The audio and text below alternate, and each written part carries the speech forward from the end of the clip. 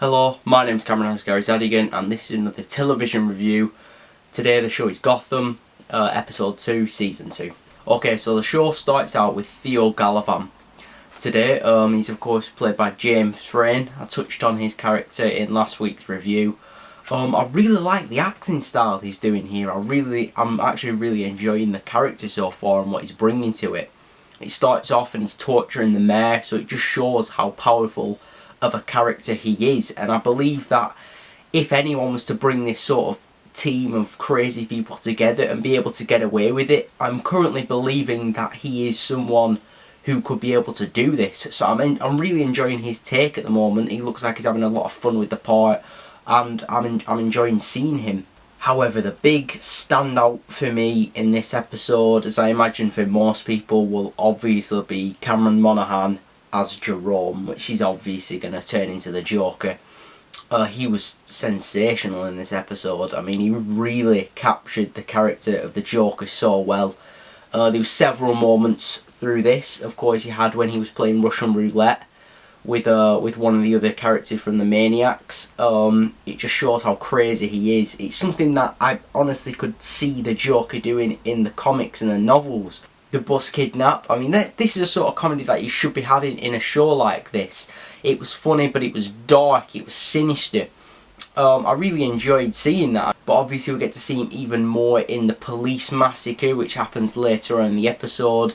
He and his team go rampant and just start killing everyone in the police precinct, and it was done so well. I mean, he really is capturing the comic book version of the character of the Joker, and sort of the one that I grew up with watching in the animated series. So it's really nice to see someone finally putting that into a live action perspective, and he's doing it so well. He's transitioning that character from animation to live action so well. Right at the very end of the episode, the news released that video of the Joker inside the police precinct. He's sort of torturing a guy. Again, it was very, very Joker-esque of what I know of the character from when I was growing up, from the comics and the animated series.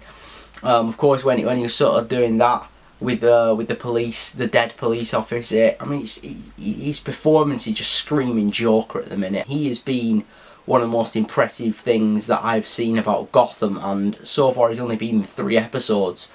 But hopefully he sticks around for the duration of season 2. I'd be more than happy to see him. I'm going to talk about the Maniacs in general now. So there's 5 of them. Obviously you've got Jerome, which is going to be the Joker. You've got Barbara Keane, which I imagine is going to be Harley Quinn. But there's 3 others.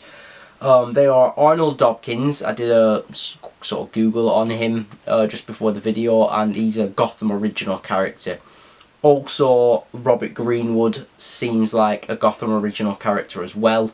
That will make sense because both of them are killed off in this episode. So obviously you wouldn't want them to have sort of be a primary character from the comics because they won't be able to be used anymore.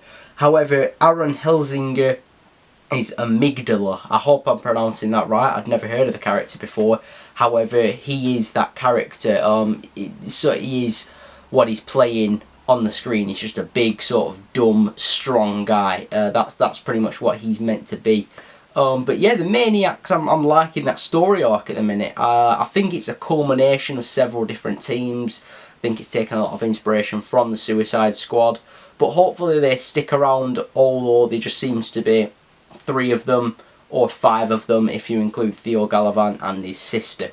Right at the start of the episode, Bruce and Alfred are looking through the sort of Batcave, and they find a gun and a bulletproof vest with sort of 2 bullets lodged in it.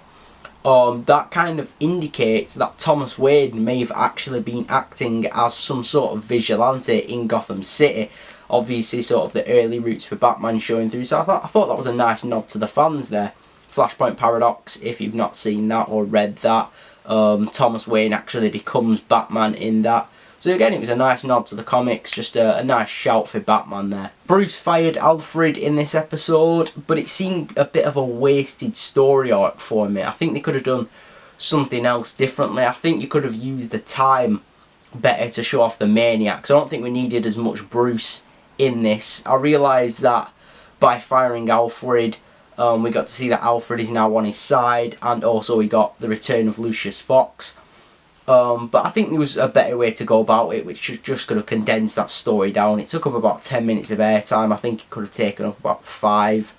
But it was nice to see that Lucius Fox has sort of joined them on their crusade. Also, I've never heard the actor of Lucius Fox talk in real life. However, I'm pretty sure he's just trying to sound more like Morgan Freeman here. I only had the best intentions for Bruce Wayne. Commissioner Esson's run lasts very well. I think it's a day. But that of course sparks the return of Harvey Bullock, which I think is a very good thing. I always wanted to see Gordon and Bullock interacting more. I think their relationship was one of the stronger things in season 1, so I'm glad that it's probably going to be making a return here in season 2.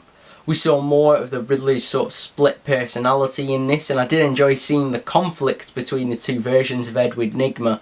I just hope that we get a little bit more from it than just his ambition to chase Miss Kringle. I hope we see that develop more. I hope we see him become more of a criminal instead of just trying to woo this woman. But hopefully that develops more as the season goes on.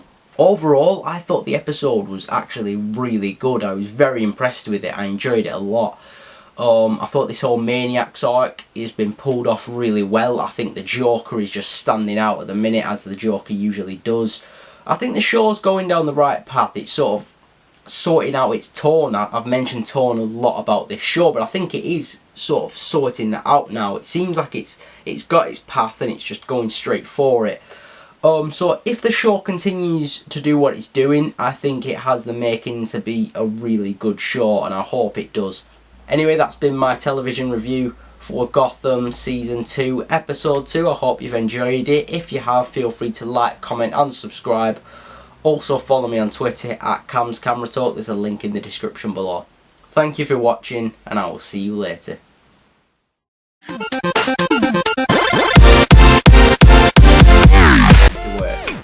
Really, Gordon? Really? You're not going to shoot a man who's armed with 2 guns and 2 swords because of paperwork?